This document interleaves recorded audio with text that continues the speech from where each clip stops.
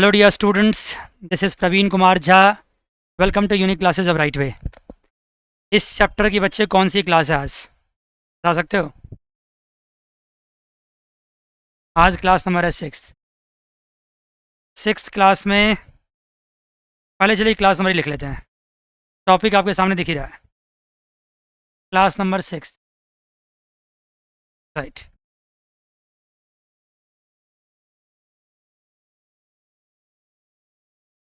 Class number sixth, right. Class number sixth. इतनी बार क्यों बोल रहे हो सर? थोड़ा सा एडजस्ट कर रहे हैं। तो क्या है कि आज का टॉपिक है पैराडॉक्स ऑफ थ्रिफ्ट। अभी तैयार हो जाइए। जिन बच्चों ने ज्वाइन कर रखा है उनको अगर लॉगिन आईडी नहीं मिला है, आप मुझे क्या कर सकते हैं, सारा प्रोसेस करने के बाद मुझे फ़ोटो भेज सकते हैं। जिनको अगर ये स्टडी मटेरियल नहीं मिला, स्टडी मटेरियल एक्चुअली ज्वाइन करने के बाद ही मिलता है, ये स्टडी मटेरियल के लिए भी आप मुझे अप्लाई कर सकते हैं जीमेल भेज करके। राइट सर, ये स्टडी मटेरियल आप सबों के लिए ही है, इसमें सारे न्यूमेरिकल्स भी आगे आएंगे, ठीक है। ये देख सकते हो, जितनी बातें मैं क्लास में समझाता हूँ सबको थ्योरेटिकल फॉर्मेशन में स्टडी मटेरियल में लिख रखा है। टाइम पड़ने पर इसको यहाँ से रिवाइज भी कर सकते हैं। राइट, आइए आज का टॉपिक हम स्टार्ट करते हैं, पैराडॉक्स ऑफ थ्रिफ्ट। लेकिन उससे पहले मुझे क्या करना है, क्या करता हूँ मैं बताओ? थोड़ा सा रिवीजन करता हूँ। मैंने पिछली क्लास में क्या पढ़ाया, क्या पढ़ाया फिफ्थ क्लास में? सारे लेक्चर्स यूट्यूब पे फ्रीली अपलोडेड है, आप वहाँ से देख सकते हैं। एक या दो लेक्चर्स और अपलोड होंगे फ्रीली, उसके बाद आपको सब कुछ हमारे ऐप्स पे मिलेगा गूगल ड्राइव के थ्रू। ये सारी बातें थी पिछले क्लास में, बहुत इंटरेस्टिंग था। मैं देखता हूँ फिफ्थ क्लास को। मल्टीप्लायर कॉन्सेप्ट याद करवाया था आपको, फिर मैंने एग्रीगेट डिमांड कब ड्रॉ किया था, राइट। शिफ्ट इन एडी दो वजह से होता है, किस वजह से बोलो? एक चेंज इन ऑटोनोमस, दूसरा change in MPC, marginal propensity to consume, right. MPC की खास बात क्या थी, ये क्या होता है, ये स्लोप भी होता है। इन्वेस्टमेंट में चेंज होगा, एग्रीगेट डिमांड में चेंज होगा, वाई में भी क्या होगा, चेंज होगा। यहाँ तक बातें हो चुकी है। और अगर हमारा चेंज इन वाई ज़्यादा है तो इक्वल करने के लिए मुझे मल्टीप्लायर से मल्टीप्लाई करना पड़ा। Multiplier equals to 1/1 - c। Non parallel shift होंगे या पीवोट्स करेंगे, अगर मान लो ये रोटेट कर जाएंगे, अगर किस में चेंज होगा, स्लोप में चेंज होगा, रोटेट कर जाएगा। यहाँ पे एमपीसी क्या हो रहा है, बढ़ रहा है। तो ये सब बातें पिछली क्लास में हो चुकी थी। मल्टीप्लायर की वर्किंग्स भी बताया था, यहाँ पे ज्योमेट्रिकल प्रोग्रेशन का इस्तेमाल किया था, और ये पूरी कहानी है। राइट सर, आइए जी आज का टॉपिक पैराडॉक्स ऑफ थ्रिफ्ट। तैयार हैं आज के टॉपिक के लिए? तैयार हैं सर? देखिए, देखो पैराडॉक्स ऑफ थ्रिफ्ट का मतलब क्या होता है, जानते हो? थ्रिफ्ट मतलब क्या होता है? थ्रिफ्ट का मतलब बता सकते हो क्या होता है? थ्रिफ्ट का मतलब होता है सेविंग। थ्रिफ्ट का मतलब क्या होता है? सेविंग। पैराडॉक्सिकल मतलब क्या होता है? कुछ चीज़ ऐसा होता है जो कंट्राडिक्टरी होता है, जो अपने ही आर्ग्यूमेंट को काटता है। बताइए, आप क्या मानते हैं, सेविंग करना अच्छी बात है बुरी बात है? बताओ, सेविंग करना क्या है? सेविंग करना अच्छी बात है बुरी बात है? बोलो ना। दोनों है। क्या आपने पढ़ रखा है कहीं? कहाँ पढ़ा है?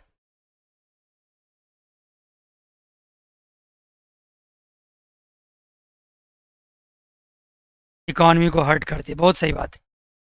ऐसे कॉमनली अगर आप देखा जाए तो सेविंग को लोग जनरली क्या करते हैं, प्रमोट करते हैं इंडिविजुअल बेसिस पे, और सेविंग लोग करते हैं इंडिविजुअली। अगर कुछ लोग सेविंग करें तो ठीक है, लेकिन इकॉनमी में अगर ज़्यादातर लोग सेविंग मोड पे चला जाए, जानते हो क्या, सेविंग ज़्यादा करने से हमारी इनकम कम होगी और इनकम जब कम होगी तो फिर सेविंग क्या हो जाएगी?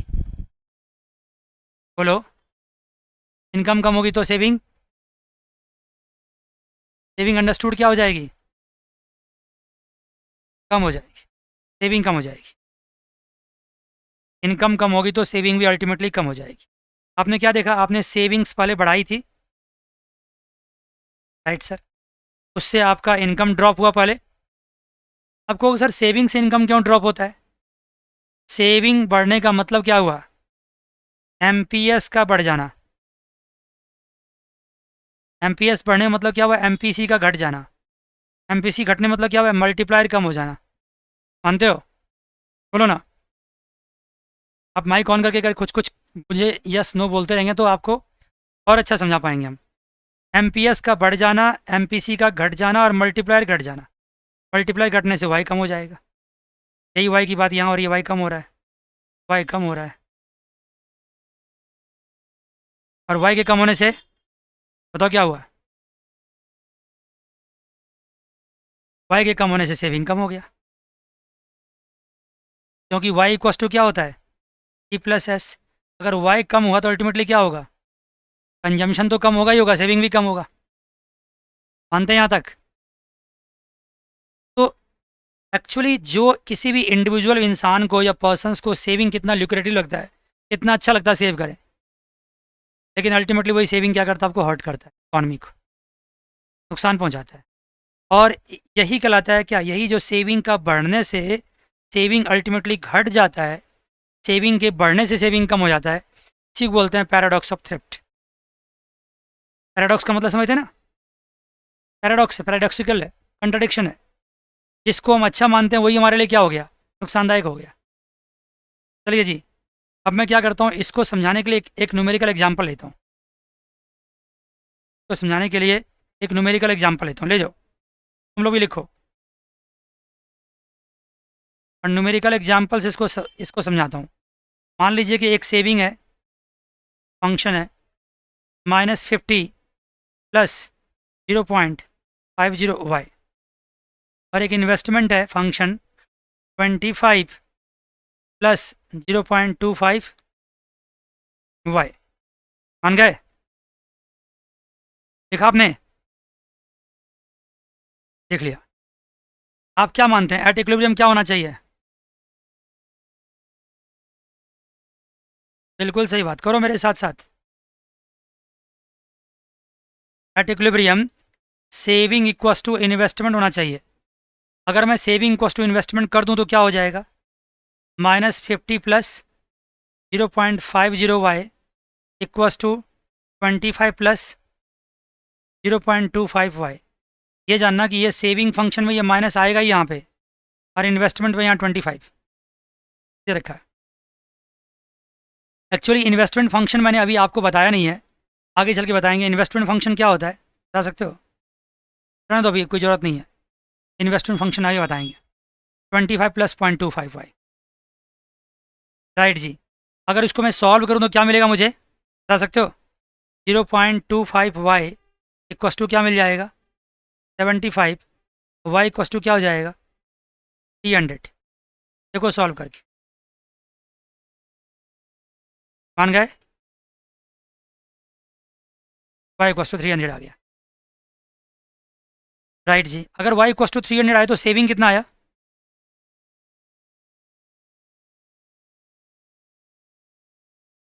How much is the saving? Tell me. Saving कितना होगा? सेविंग फंक्शन क्या है? -50 प्लस 0.50y, तो -50 plus 300 into 0.50, that is -50 plus 150, that is what? बोलो ना। 100। How much is the saving? 100। How much is the saving? 100। याद रखना इसको, सेविंग यहाँ पे 100 आया। आइए अब ऐसा करते हैं कि हम सेविंग को क्या करते हैं, बढ़ा दें घटा दें, इंक्रीज कर देते हैं। ये नाउ सेविंग इंक्रीजेस या एवरी पर्सन लिखो, every person increase their saving, every person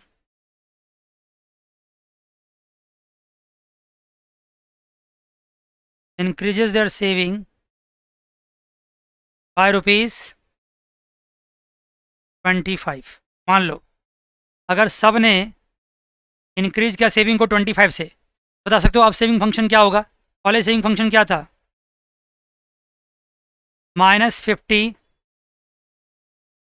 plus 0.50 था ना? नहीं बोलोगे?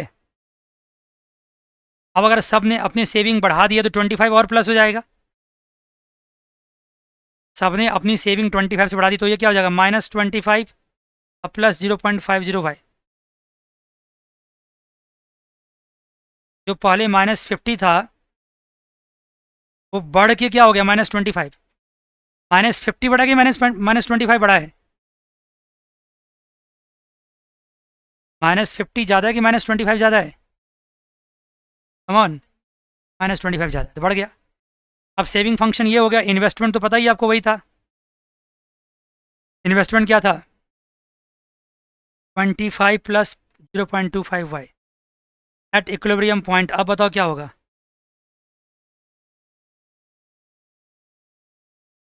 एट इक्विलिब्रियम पॉइंट बोलो ना।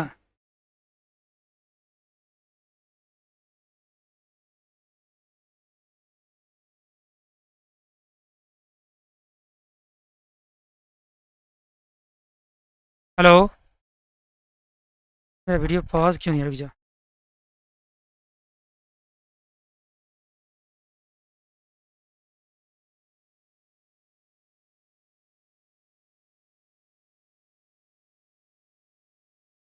आ गई। तो अब मैं क्या बताऊंगा? देखो, इससे पहले जो मैंने बताया था गवर्नमेंट टैक्स चार्ज करती है, और मैंने टैक्स के लिए क्या कहा था? टैक्स दो तरह से लिए जाते हैं, नहीं? एक होता है फिक्स टैक्स, जिसको मैंने टीए से शो किया था। अगर फिक्स टैक्स ली जाएगी तो फिक्स टैक्स क्या होता है? ये ऑटोनोमस का पार्ट होता है ना? कितना होता है? सीटीए। और क्या होता है? माइनस होता है। याद आ गया? सीटीए और माइनस होता है। याद आ गया? हमेशा से कहा मैंने, ऑटोनोमस टैक्स है तो जितना टैक्स गवर्नमेंट लेती है हमारा कंजम्पशन उससे कम नहीं होता है, बल्कि उससे एमपीसी से मल्टीप्लाई कर दो उतना कम होता है। राइट सर, ये बातें तो मैंने करवा दिया है क्लास में। लेकिन क्या ऐसा भी होता है कि टैक्स वेरिएबल हो? दैट इज टैक्स रेट है और ये वाई है। ये भी कहा था नहीं कहा था? बताओ। टैक्स रेट और ये इनकम है। बिल्कुल। तो क्या इसको डिस्कस नहीं करोगे? करेंगे सर, बिल्कुल करेंगे, करना ही पड़ेगा। तो अब क्या होगा? इसको अगर डिस्कस करो तो क्या होगा? देखो, इसको डिस्कस करेंगे तो कहाँ कहाँ फर्क पड़ेगा? देखिए, अब दोबारा से बताओ, एग्रीगेट डिमांड इक्वल टू क्या होगा? सी प्लस आई प्लस जी प्लस एन एक्स। एक बार फिर से आपको रिवीजन का मौका मिल रहा है। एन एक्स क्या है? ऑटोनोमस। जी क्या है? ऑटोनोमस। आई क्या है? ऑटोनोमस। एक्सोजीनियसली गिवन है, फिक्स है, मतलब ये सब एक्सोजीनियसली गिवन है, फिक्स है। और सी इक्वल टू यहाँ क्या होगा? C bar plus C Y D. Third sector Y D होता है। C bar plus C Y D क्या हो गया? वाई डी क्या हो गया? Y minus tax plus T R transfers. और क्या होगा? C bar plus C into Y minus tax क्या होगा? T Y. यहाँ टैक्स क्या मान रहा हूँ? वेरिएबल। टैक्स क्या मान रहा हूँ यहाँ पे? बोलो ना। वेरिएबल। और टैक्स रेट क्या मान रहा हूँ? टी। क्या बात है? क्या बात है जी? मज़ा आ गया। अब मैं क्या करता हूँ, इसका ब्रैकेट खोलता हूँ। C T Y minus C T Y minus C T R. क्या कह रहे हो? प्लस होगा। हाँ, टी आर प्लस होगा। टी आर प्लस होगा, I am sorry, T R plus होगा। क्लियर? तो सी इक्वस टू क्या हो जाएगा? C bar plus C T R bar और minus C Y minus C T Y. ये टोटल कंजम्पशन है। मान गए बात को? जल्दी बोलो। मान गए सर। अगर कंजम्पशन में चेंज हो गया तो अल्टीमेटली किस में चेंज होगा? एक काम और कर लो, C bar plus C T R bar, अब माइनस सी कॉमन ले लो, माइनस क्या करो सी और वाई कॉमन ले लो, तो क्या हो जाएगा 1 माइनस टी। एक बार और लिख लो इसको, C bar plus C T R bar minus what C into 1 minus T और वाई।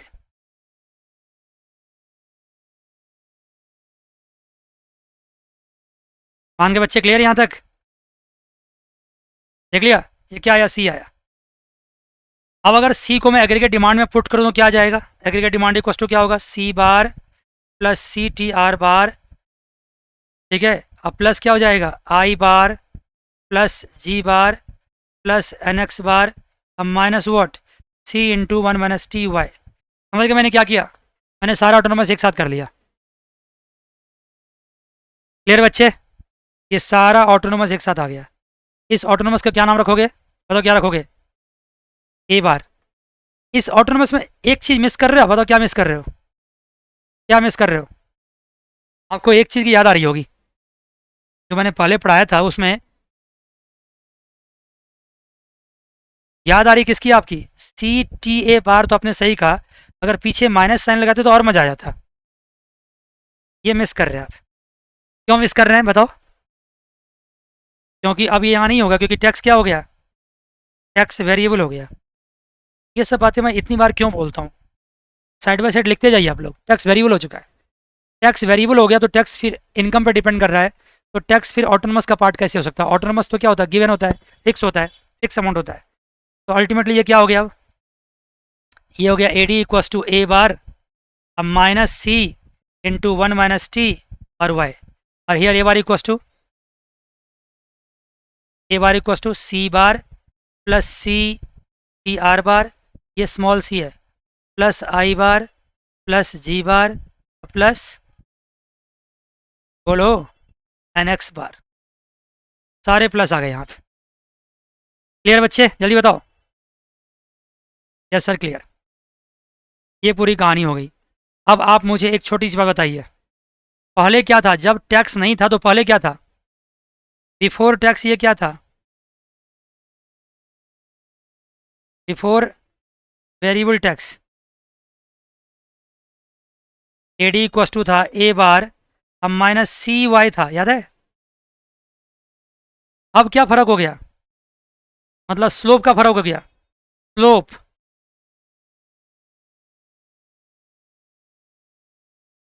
बिफोर टैक्स,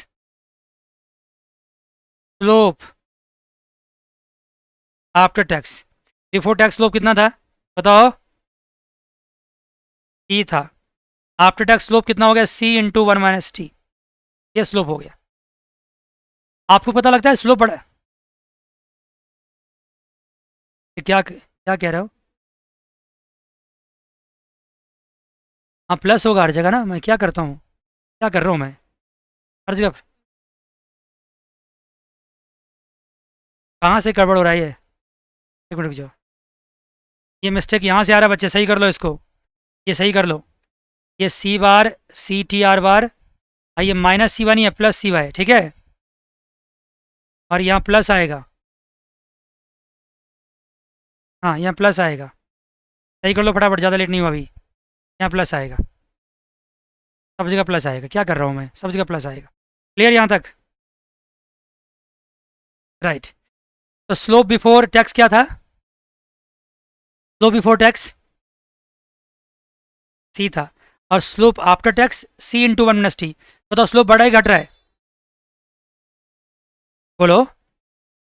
नहीं, दो कैसे कम कैसे हो रहा है? देखो सी माइनस सी टी, बताओ अब क्या हो रहा है? कम हो रहा है बढ़ रहा है?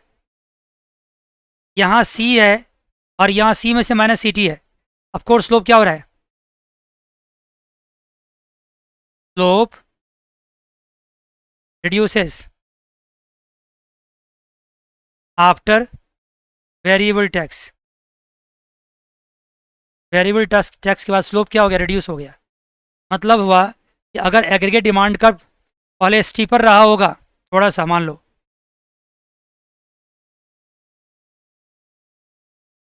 एग्रीगेट डिमांड का थोड़ा स्टीपर रहा होगा, मानते हो? थोड़ा स्टीपर रहा होगा। ये ए डी इक्वस टू क्या रहा होगा यहाँ पे, ए बार प्लस टी वाई, मानते हो? और अब यहाँ क्या हो गया होगा, थोड़ा सा फ्लैटर हो गया है, A bar plus C Y. आप एक नोटिस कर, तो मैंने क्या किया यहाँ पे, क्या चेंज किया, यहाँ तो स्टीपर बनाया ना, क्योंकि यहाँ स्लोप सी है, यहाँ स्लोप क्या है, C into one minus T Y, यहाँ स्लोप ये है, यहाँ फ्लैटर बनाया। लेकिन दोनों में स्लोप के अलावा एक डिफरेंस और दिख रहा है, बता सकते हो क्या दिख रहा है? दोनों में ए बार का डिफरेंस दिख रहा है। अगर आपको दिखता है तो मुझे बहुत अच्छा लगता है। यहाँ ए बार क्या है, ए बार है T bar, T R bar, I bar, G bar, N X bar, minus C T A bar. ये माइनस की वजह से ये कम दिख रहा है यहाँ पे। और यहाँ क्या है, A bar, C bar, T R bar plus I bar plus G bar plus N X bar, minus C T A bar. ये यहाँ पे नहीं है, लिख के काट दिया। तो माइनस नहीं हुआ, इसका मतलब क्या हुआ, ये वाला पोर्शन क्या होता है, ज़्यादा होगा।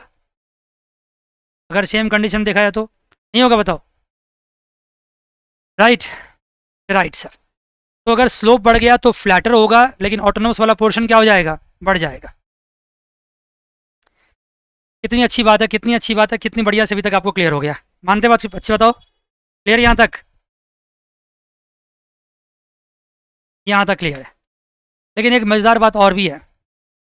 मज़ेदार बात क्या है कि मैंने अभी अब क्या कहा, बताओ अब क्या कहा, अब मैंने नाउ, नाउ मैंने एग्रीगेट डिमांड क्या कहा आपको, बताओ। नाउ एग्रीगेट डिमांड क्या है, A bar plus C into one minus T Y है ना। यहाँ पे स्लोप क्या आ गया, C into one minus T आ गया, और स्लोप थोड़ा कम हो गया at equilibrium point.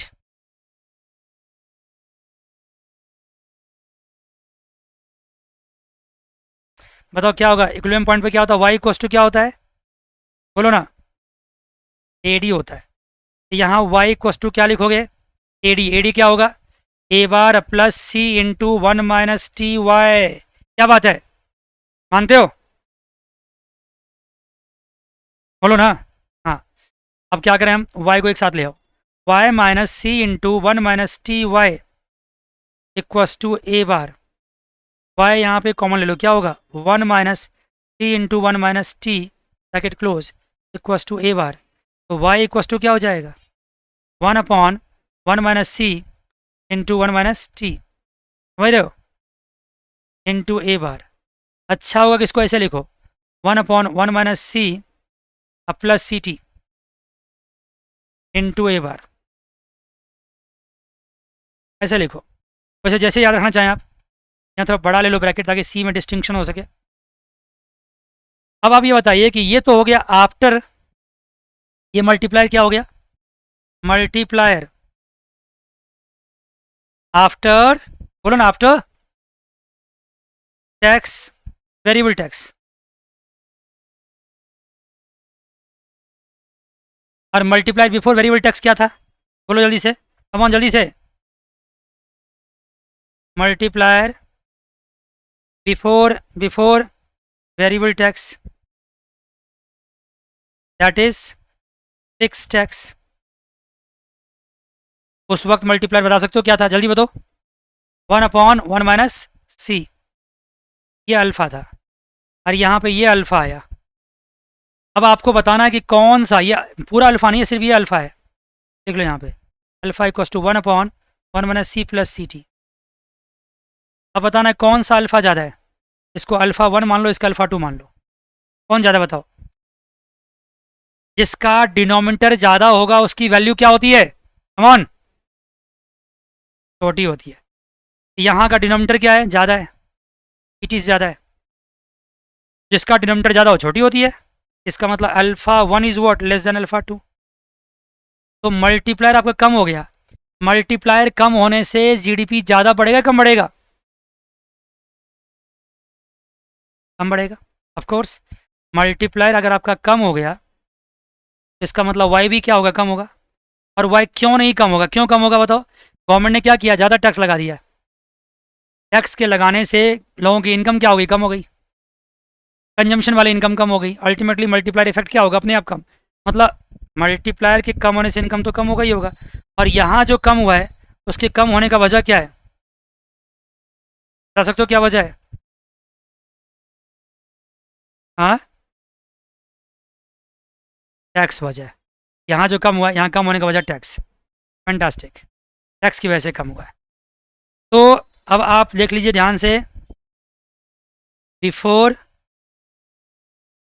Variable tax that is fix tax, after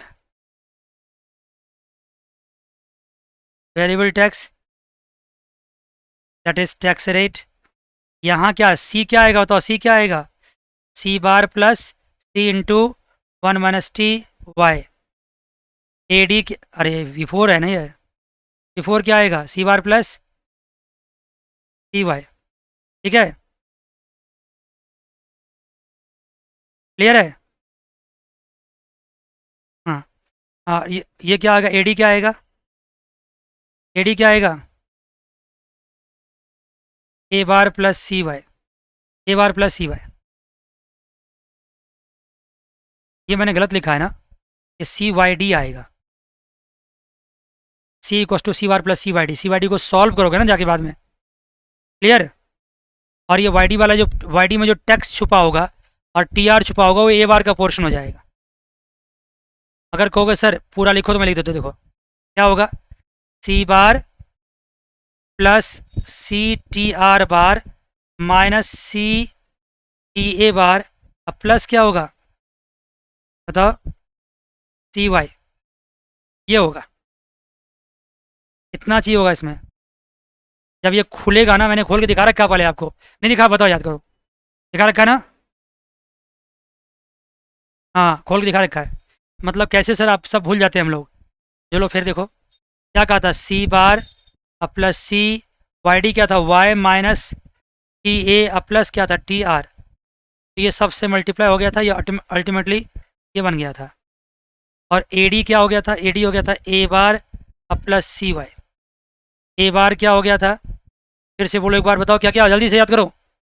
C bar T T R bar plus I bar plus G bar plus N X bar minus C T A बार।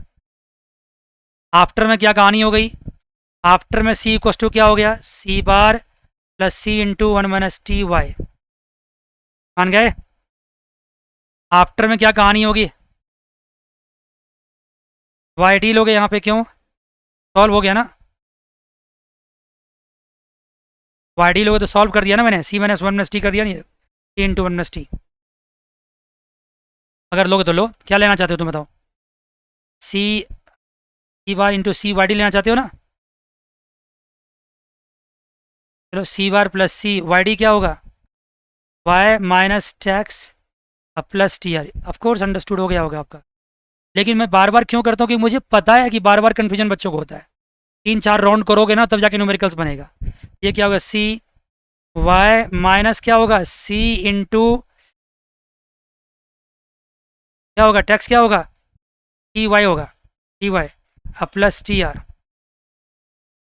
इसको solve करो तो क्या हो जाएगा, T bar plus T Y, बोलो ना, T bar plus C Y minus C T Y और plus C T R. चलो अच्छा हुआ कि सही हो गया, C bar plus C T R bar, ये तो होगा ही होगा। और क्या हो जाएगा, plus T Y into 1 - T. मान गए, ऐसे कर लो। मतलब ऊपर जो मैंने लिखा ना, अब ये पूरा सॉल्व हो गया। और एक्स वेरिएबल हो तो क्या हो गया, ए डी क्या हो गया, A D equals to A bar plus T into 1 - T Y. और ए बार क्या हो गया यहाँ पे, ए बार हो गया T bar T T R bar plus I bar plus G bar plus N X bar और माइनस सी टी ए बार लिख के काट देंगे। जब मैं लिखता हूँ तो आप सोचते हो कि क्यों लिख रहे हैं ये, मैं लिख रहा हूँ काटने के लिए, ये नहीं होगा। ताकि याद रहे आपको। क्लियर? जल्दी बताओ। यस सर, सारी बातें क्लियर। तो अगर टैक्स को वेरिएबल्स मानेंगे तो मल्टीप्लायर में क्या फ़र्क पड़ेगा आपने देख लिया। मल्टीप्लायर में क्या फ़र्क पड़ेगा देख लिया। एक लिख देता हूँ आपको, मल्टीप्लायर अल्फ़ा की वैल्यू यहाँ क्या होगी, 1/1 माइनस सी। अल्फ़ा वैल्यू यहाँ क्या होगी, 1/1 minus C into 1 minus T, या फिर 1 minus C plus C T. ये ज़्यादा अच्छा याद रहता है। क्लियर? क्लियर सर, बिल्कुल क्लियर। आइए जी, अब क्या कीजिए, न्यू टॉपिक लिखिए, न्यू टॉपिक।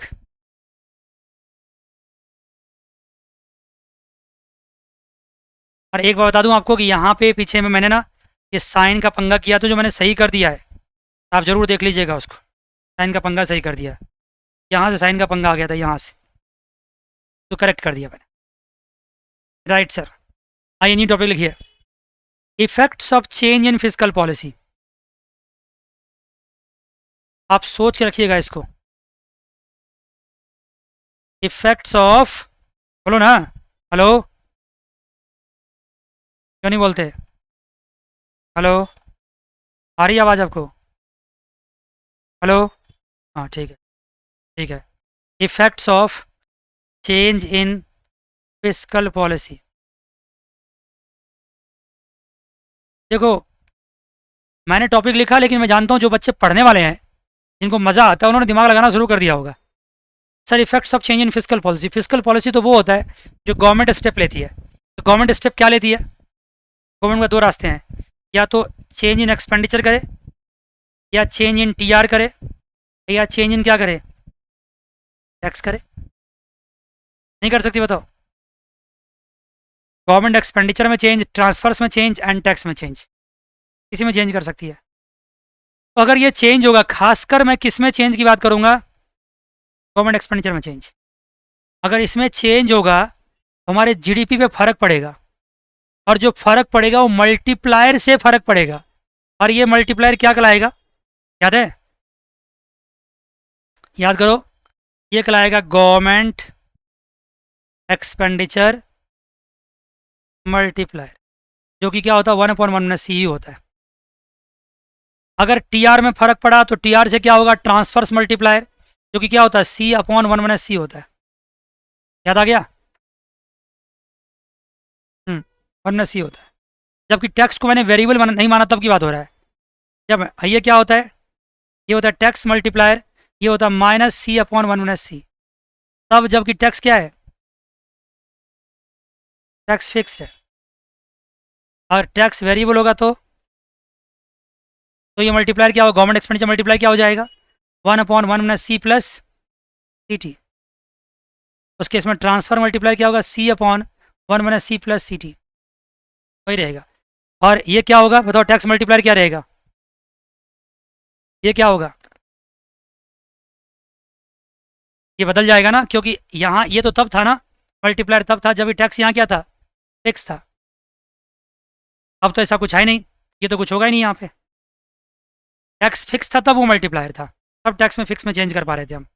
राइट, लेकिन ये टॉपिक कंप्लीट नहीं हुआ, ये टॉपिक पे भी हम काम करेंगे, इस टॉपिक पे काम करेंगे, अगली क्लास में काम करेंगे। उससे पहले एक बात बताता हूँ, और जो इंपॉर्टेंट बात है जो मुझे पहले बताना चाहिए था, वो बात क्या है कि सर आपने इनकम पे टैक्स लगाया, लगाया इनकम पे टैक्स, सर आपने यहाँ देखना, आपने इनकम पे टैक्स लगाया, मान लो बंदे की इनकम वाई है, उस पर आपने टैक्स लगा दिया, मानते हो?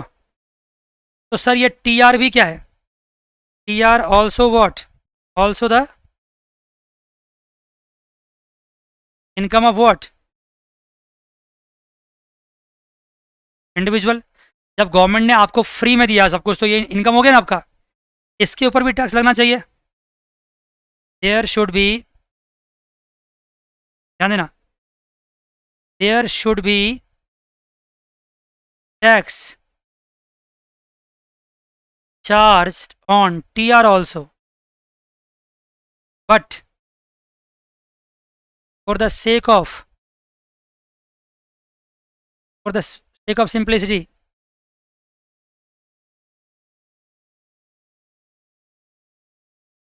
क्या, for the sake of simplicity, for the sake of